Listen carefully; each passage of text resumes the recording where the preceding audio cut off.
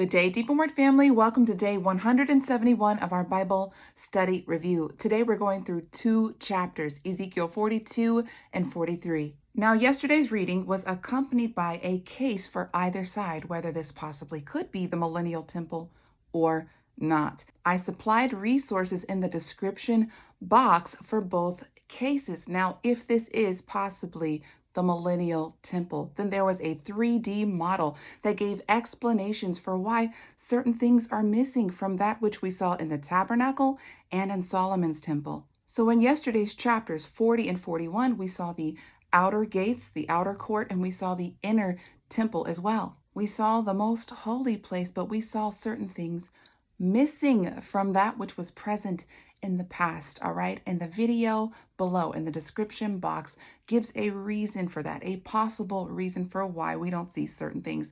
Please check it out if you have not watched it.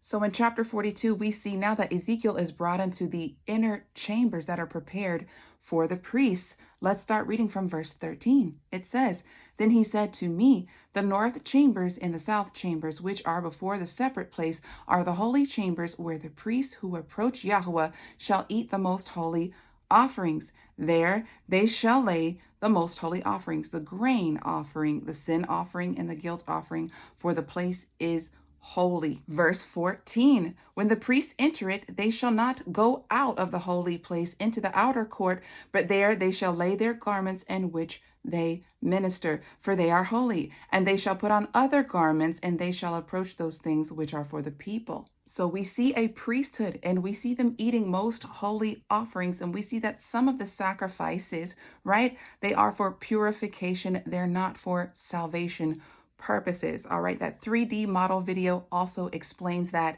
in detail if you check that out. But the priesthood are to have most holy garments while ministering to Yahuwah, right? And when they go to minister to people, they take off those most holy garments, right? And they put on different garments while they're dealing with people. I'll also attach, again, another video that describes the reasons for why we see certain sacrifices within the possible millennial temple. And now we walk into chapter 43, and Ezekiel is brought to the east gate, and he sees the glory of Yahuwah entering through it. So let's read about this account. It says, "Afterward he brought me to the gate facing east, and the glory of the Elohim of Israel came from the way of the east, and his voice was like the noise of many waters, and the earth shone with his glory. It was according to the appearance of the vision which I saw, even according to the vision that I saw when he came to destroy the city." So back in Ezekiel chapter 9, we see that the same glory that left the temple while he was destroying it, Ezekiel sees the same presence entering the temple. Let's keep reading. "And the visions were like the vision that I saw by the river Kebar, and I fell upon my face. The glory of Yahuwah came into the temple by way of the gate facing east. So the Spirit took me up and brought me into the inner court, and the glory of Yahuwah filled the temple. Then I heard one speaking to me out of the temple, and a man stood by me, and he said, 'Son of man, this is the place of my throne, and the place of the soles of my feet, where I will dwell in the midst of the sons of Israel forever.'" And Yahuwah says that at this point, right, they will no longer defile his holy name.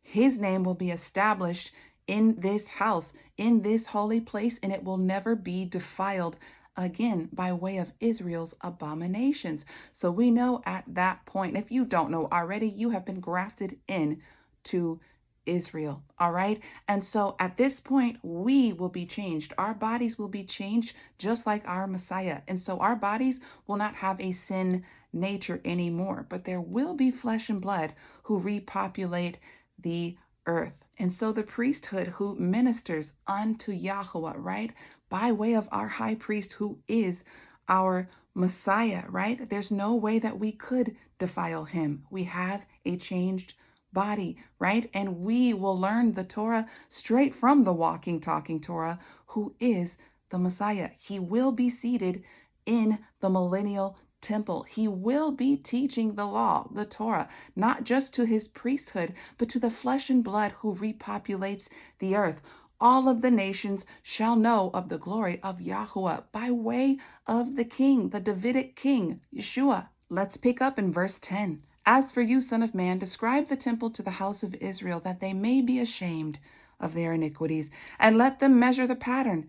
If they are ashamed of all that they have done, show them the design of the temple and its fashion and exits and its entrances and all of its forms and all of its ordinances and all of its laws, and write it in their sight so that they may keep its whole form and all of its ordinances to do them. This is the law of the temple.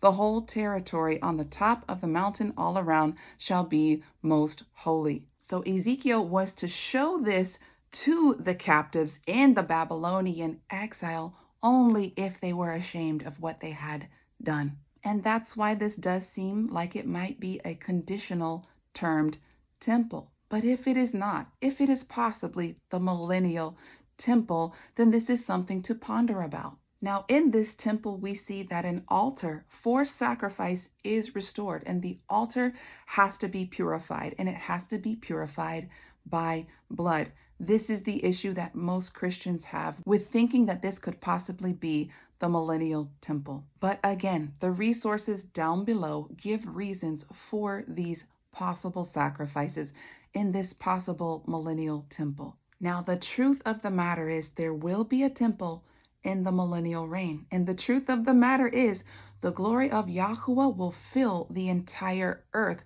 And the reason why this will be filled is because there will be a righteous king, right?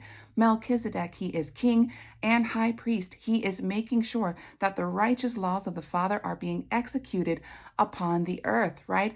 The Son is making sure that the Father's vision is being accomplished, right? From the very beginning, the Father's will was to bring heaven upon the earth, right? To make a copy of what exists in the highest heaven here upon the earth. So our Messiah, his Son, is going to make sure that that happens. Now, I have already disclosed that I am not 100% for or against this possibility being the millennial temple. But if it is, then I have to accept that there are some things that I don't understand at this moment in time that I will once we enter into that time. If that thought is challenging you, just know that you're not alone. It challenges me too. Deep in Word family, that's all that I have for you today. Until tomorrow, Yah bless.